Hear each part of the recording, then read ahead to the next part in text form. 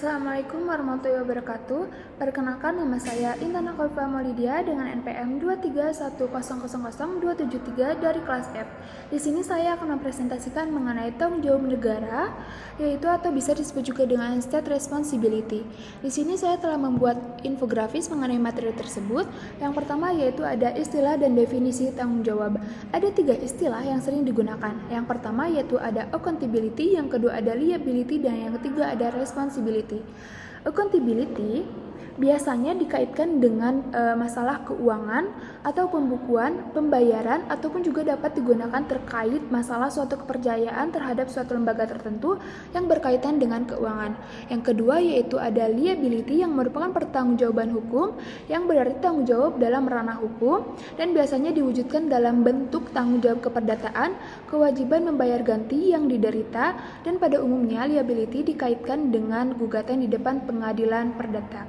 Kemudian yang ketiga yaitu ada responsibility, yang sering diartikan dengan ikut memikul beban akibat suatu perbuatan.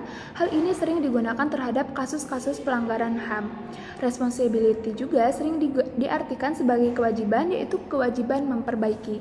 Kemudian adapun definisi tanggung jawab negara yaitu adalah prinsip dalam hukum internasional yang menyatakan bahwa setiap negara harus bertanggung jawab atas tindakan ataupun kelalaiannya yang melanggar kewajiban hukum internasional. Kemudian selanjutnya di sini ada munculnya pertanggungjawaban negara dalam hukum internasional. Prinsip kedaulatan negara dalam hubungan internasional sangatlah dominan. Negara berdaulat yang satu tidak tunduk pada negara daulat yang lain. Negara mempunyai kedaulatan penuh atas orang, barang, perbuatan yang ada di dalam teritorialnya. Meskipun demikian, tidaklah berarti bahwa negara dapat menggunakan kedaulatan itu seenaknya sendiri. Hukum internasional telah mengatur bahwa di dalam kedaulatan terkait di dalamnya terdapat kewajiban untuk tidak menyalahgunakan kedaulatan tersebut.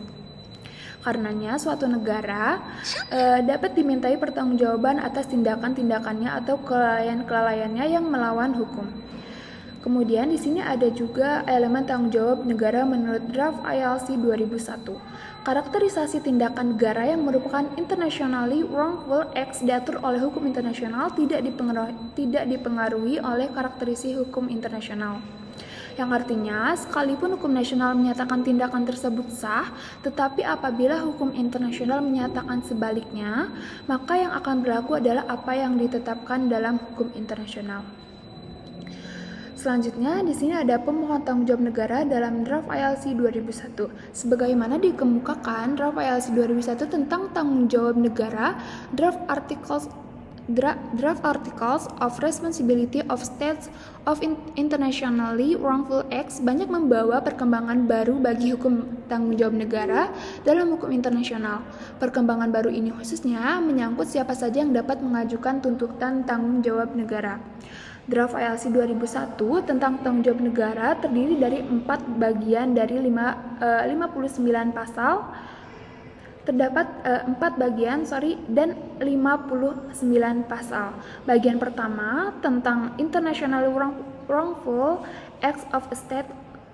Kemudian yang kedua yaitu ada tentang Content of the International Responsibility of a State. Yang ketiga yaitu tentang The Implementation of International Responsibility of a State. Dan yang keempat yaitu tentang General Provision. Kemudian salah satu perkembangan baru yang cukup banyak mendapat sorotan adalah menyangkut siapa yang dapat mengajukan tuntutan tanggung jawab negara yang diatur dalam bagian ketiga The Implementation of the International Responsibility of a State, khususnya dalam bab 1 tentang Invocation of the Responsibility of a State. Selanjutnya di sini ada macam-macam tanggung jawab negara dalam hukum internasional.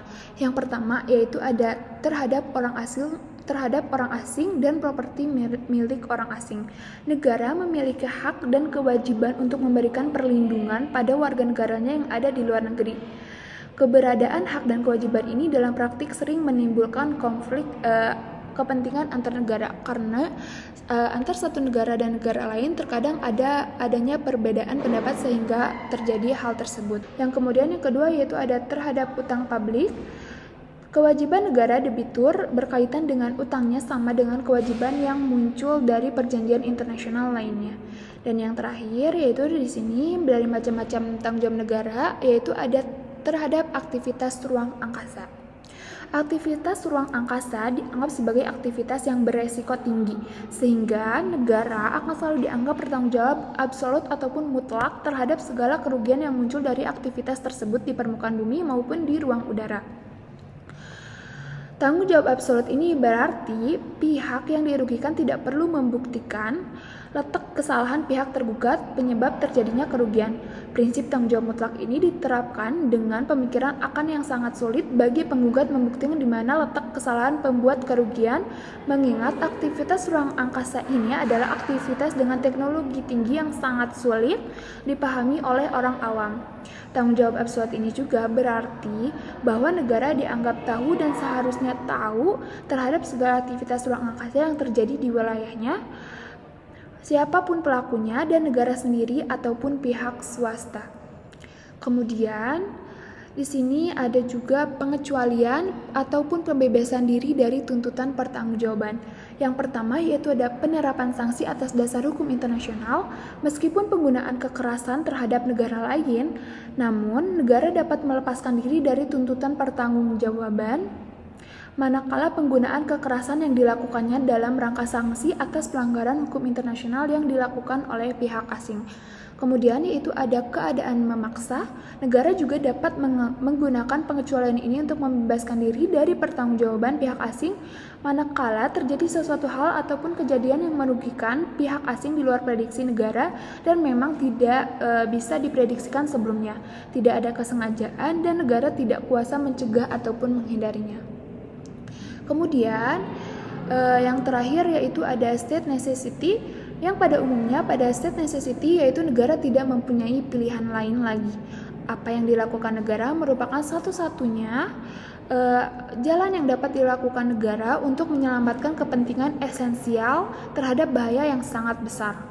Asalkan kepentingan negara lain yang berkaitan tidak terancam dengan tindakan tersebut, dan dengan demikian adapun unsur kesengajaan, dampak kerugian sudah bisa diprediksi lebih dahulu.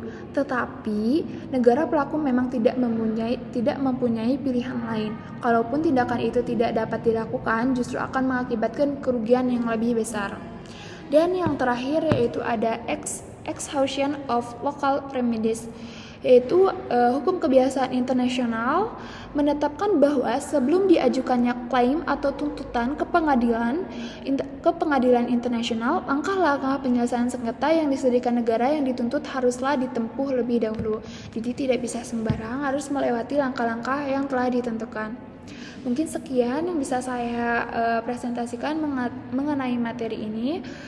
Mohon maaf bila banyak kesalahan, banyak kurangnya. Terima kasih. Wassalamualaikum warahmatullahi wabarakatuh.